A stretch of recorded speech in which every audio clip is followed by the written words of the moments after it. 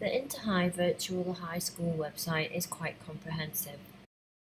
It covers special things that they do, how they operate, as well as each key stage of learning. Also on the homepage are links to testimonials from pupils and parents. It gives links to reasons why pupils should choose the school and what parents need to know about this different way of education. It also has links at the bottom which we will explore later in the video. The design is simple, clean and crisp. The colour palette of white, purple, grey with an accent of green mimics that of the InterHigh logo.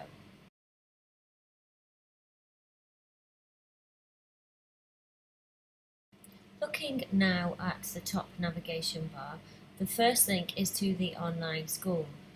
This page gives basic information about the school and the curriculum that it offers, as well as a link to the welcome from the head teacher. It also repeats the pupil and parent boxes from previous pages and testimonials, as well as the links to the different key stages. The second link on this drop-down menu is to the head teacher's welcome, which is quite short and it doesn't offer the vision or mission of the school. I have emailed them to ask for this, but I have as yet had no response about what they think that the overall mission of the school is. Also on this page is a brief history as well as links to the testimonials. The third item is a link to the staff. This is just the key staff members. It gives a brief history and background to the head teacher as well as the 3 assistant head teachers. As a female, the one thing I do notice about this is that they are all white males. This is not very diverse. However, what I think the reason for this may be is that they pride themselves on offering a British education, and I think that many people see a British education, unfortunately, as white. However, there is only one female and she is the head of personalised learning in the school. At the bottom of this page again are links to pupil stories as well as information on how the school actually teaches and the curriculum on offer. The third box on the drop-down menu is for information for parents. This page details everything that the child will experience and the personalised learning that they think that they offer, as well as safeguarding, affordability, and again a repeat of what is an online school, as well as the pupil testimonials. The next drop-down box on the online school menu is for pupils, and the word pupils in itself is one that I find quite interesting as a British trained teacher. In the international schools that I have worked in for the past 11 years, we do not use the word pupil. It seems to be a very British. I've noticed that many schools instead use the word student or in fact preferably learner. The word learner implies that the student is actually doing something, whereas a pupil is somebody who is taught by somebody else and is rather passive. This seems to rather go against what InterHigh suggests. However, again, I think this is going back to its British roots, wanting to assert that fact, as well as enforcing an idea that the students are pupils in the respect that they are very much looked after and taught, and that it is not something that they just log on and do passively. The world map shows where all of the children come from who are studying at InterHigh. However, I was unable to get this to work, which is a real shame because I think it would be really interesting to see where different pupils study. Later on we will be looking at where they are for different countries, including Doha, which is actually where I work, and I would be interested to find out why people who are in Qatar, where there is such a wealth of different schools, choose InterHigh, a virtual school, rather than actually attend the many British schools which are on offer. Also on the page for students is the common room, which is the chat room where students are welcome to meet on a Friday afternoon, as well as information about the InterHigh weekends, which is where the virtual school family gets together and actually meets up. The sixth drop-down menu is the computer requirements. Obviously, learners need to be able to access the platforms that are on offer. So the recommended configurations are listed here for laptops as well as desktop machines. Obviously, internet connections are a must, And apples are not recommended because they say that their products don't work in the same way. I find this interesting because I thought Adobe were device agnostic. The next drop-down menu is about the InterHigh weekends, as mentioned on the pupil page earlier. This is where they get together and meet up. There's very limited information on this, however, and you are asked to contact the school for further details. As mentioned earlier, I have contacted the school and asked them many questions, but as yet, nobody has got back to me. Finally, under online learning, the InterHigh policies regarding the safeguarding of students is outlined and a download is available for parents.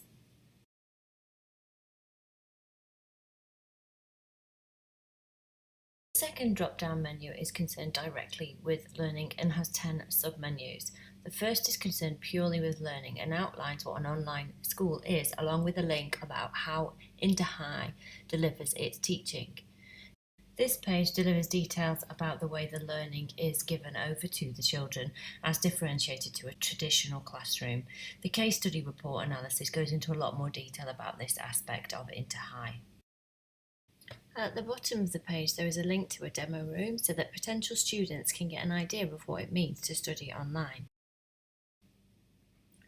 The school became part of the Way Education Group in 2015. More details about this are in the case study report and uses Adobe Connect as mentioned earlier. I was able to log in as a guest, but it didn't really give me any idea of what it might be like to learn online with InterHigh.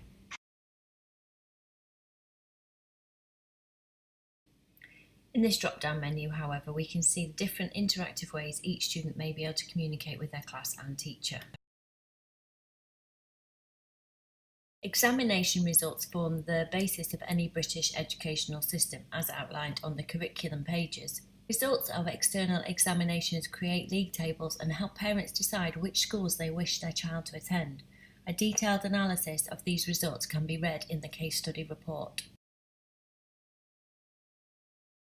The British educational system is divided into key stages. From September 2018, InterHigh will be offering primary education for Key Stage 2. This is for years 5 and 6 or grades 4 and 5. Little information about this curriculum is available at this time. Key Stage 3 is essentially the middle years for years 7 to 9 or grades 6 to 8. Details on the curriculum pages under Operation. For each subject on the website, a link takes you to details of what is covered. However, again, this is very broad and vague and offers little real understanding of what will be studied in each subject. On these pages are also links to course fee information.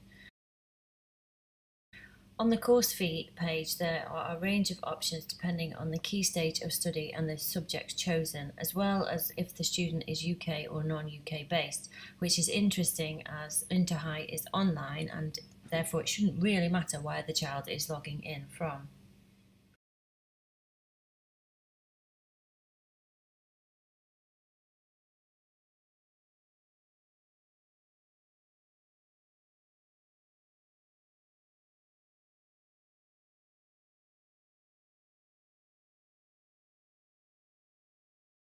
The sixth form college page is for Key Stage 5, which is years 12 and 13 or grades 11 and 12, and it has information about where InterHigh alumni have attended university.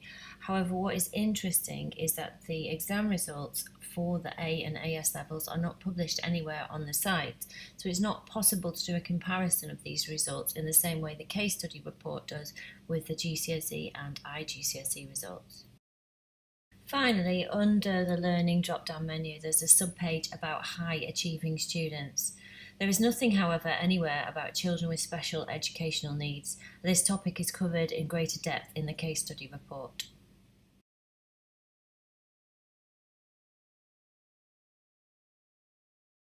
Every page links to testimonials from pupils and stories about their experiences.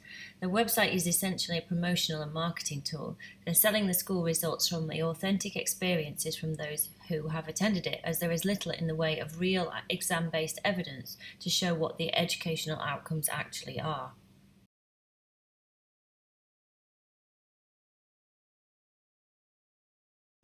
However, whilst there is a wealth of testimonials and links, many seem brief and vague.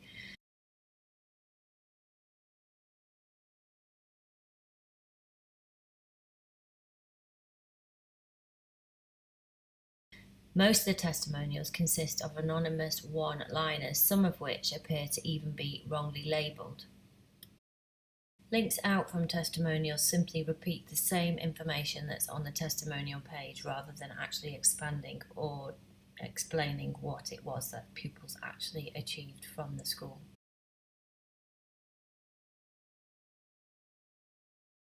The fourth drop-down menu is concerned with admissions. Essentially, the admissions pages are all concerned with fees. InterHigh is a non-selective school, so it accepts all children. There is little information other than links to pages already covered on the website, along with links out to a fees calculation page and links to special offers for reduced fees for early registration.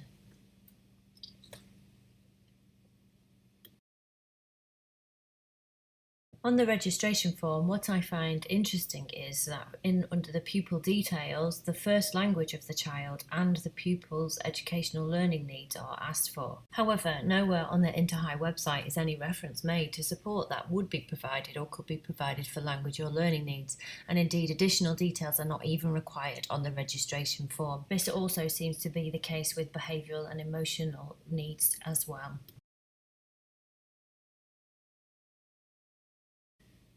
The blog page has slightly more information about the extracurricular and more non-academic elements, such as the Learning Centre run by Way Education that is available in London, along with the InterHigh weekends that are held annually for the community.